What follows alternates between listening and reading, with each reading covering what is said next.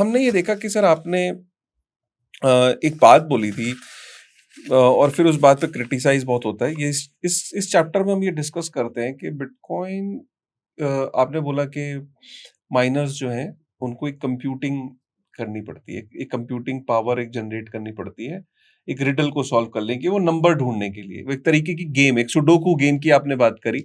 वो जब उनको वो नंबर ढूंढना पड़ता है क्योंकि माइनर्स के बीच में कंपटीशन है, तो कंपटीशन डिसाइड कैसे होगा कि जी इसमें कौन किसको बिटकॉइन माइन करने का मौका मिलेगा, तो वो एक गेम खेलते हैं एक इस तरीके से, और उसमें फिर एक नंबर के लिए कंप्यूटिंग पावर का इस्तेमाल करते हैं। सर घर में हम छोटी सी गेम खेल लें, मोबाइल पे फीफा खेल लें या इस पे मोबाइल पे खेल लें या लैपटॉप पे खेल लें, लैपटॉप्स गर्म हो जाते हैं, मतलब हीट प्रोड्यूस करते हैं और काफी यू नो तो लोग ये कहते हैं, अब गवर्नमेंट का भी ये नैरेटिव है, काफी सारी चीजों का नैरेटिव है कि बिटकॉइन जो है वो इलेक्ट्रिसिटी बहुत यूज करता है, एनर्जी कंजम्पशन बहुत है और इसलिए ये गलत है क्लाइमेट के लिए। और जो चीज क्लाइमेट के लिए गलत है, ह्यूमैनिटी के लिए गलत है, वो सही कैसे हो सकती है? तो मेरा आपसे ये सवाल है कि क्या bitcoin is a threat for the climate, क्योंकि वो बहुत एनर्जी को यूज करता है? देखिए, बात पता क्या है, बिटकॉइन का कोई स्पोक्समैन तो है नहीं कि बिटकॉइन आके डिफेंड करेगा खुद को। ठीक है, मैं आपको थोड़ी देर के लिए एक आज की एक देश की स्थिति बताता हूं। हिंदुस्तान में 1,40,000 बैंक हैं। 1,40,000 बैंक हैं, बैंक ब्रांचेस, और उनके लगभग 3 लाख एटीएम हैं।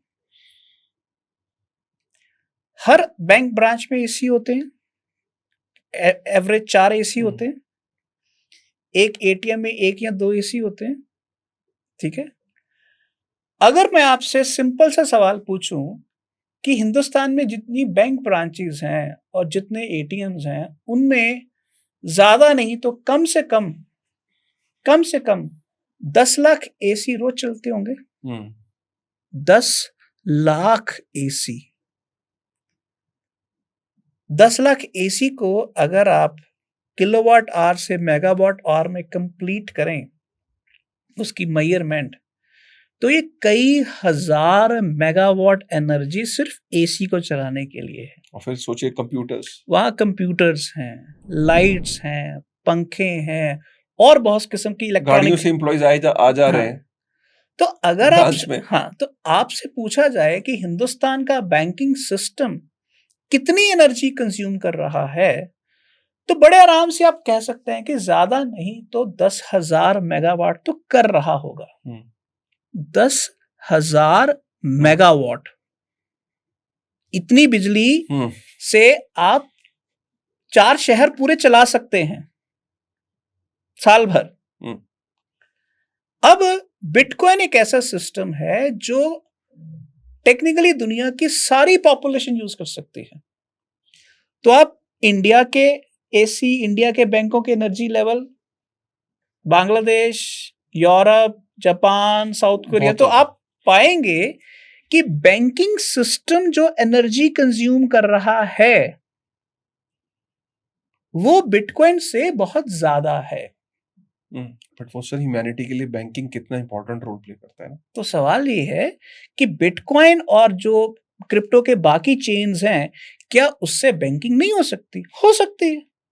आपको उसके लिए एक बैंक ब्रांच बनाने की जरूरत क्या है? फॉर एग्जाम्पल, आप अपने बच्चों से पूछ के देखिए कि लास्ट टाइम वो बैंक कब गए थे। मेरे बच्चे आज तक बैंक नहीं गए, तो इसका वो एटीएम गए बस। अब तो एटीएम भी नहीं जाते, अब तो यूपीआई से पेमेंट वो होती भी मैं कभी ले गया उन्हें साथ। तो इसका मतलब क्या है कि हम जो सिस्टम बना रहे हैं इसमें बैंक ब्रांचेस की जरूरत नहीं है। तो बिटकॉइन कहता है कि इतनी ब्रांचेस, इतने एटीएम्स की क्या जरूरत है?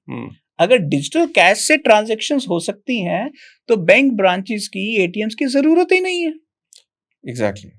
तो मुझे ऐसा लगता है कि अगर कोई बिटकॉइन का स्पोक्समैन होता तो वो यही कहता कि भाई देखो, कोई भी सिस्टम एनर्जी कंज्यूम करता है।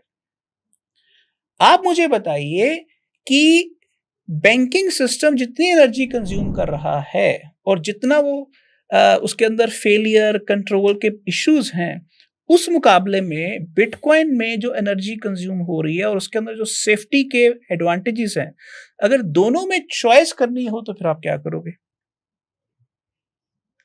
तो अंत में जवाब ये आएगा कि हमें बैंक ब्रांचेस की, हमें एटीएम्स की जरूरत नहीं है, हमें डिजिटल कैश की जरूरत है। तो डिजिटल कैश तो बिटकॉइन पर होगा या बिटकॉइन जैसे किसी सिस्टम पर होगा। तो बिटकॉइन जैसा सेफ सिस्टम बनाना पॉसिबल नहीं है, तो बेटर है कि बिटकॉइन यूज करो।